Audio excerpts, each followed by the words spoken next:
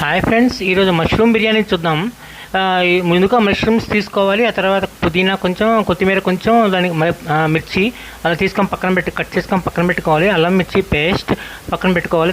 ధనియా powder, అలాగే roasted onions తీసుకొని పక్కన పెట్టుకోవాలి. ఆ తర్వాత వాటర్లో కొంచెం నీళ్లు వేసుకొని మనం ఉప్పు నీళ్ళు లాగా ఉండేట్టు చూసుకున్న తర్వాత మసాలా దినుసులన్నీ వేసేసి దాన్ని చేసుకోవాలి. తర్వాత మ్యాగ్నేట్ చేసేసినటువంటి మష్రూమ్ని పక్కన కంటైనర్లో మనం లైట్ కుక్ చేసేసుకోవాలి. ఈలోపు మనకి ఎసరులో వేసిన బియ్యం బాగా ఉడికిపోతుంది.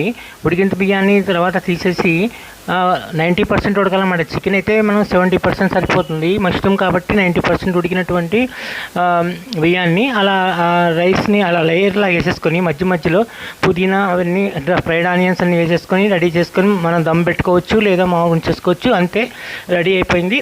చూడండి, వీడియో నచ్చితే లైక్ చేయండి, షేర్ చేయండి, సబ్స్క్రైబ్ చేయడం మాత్రం మర్చిపోకండి.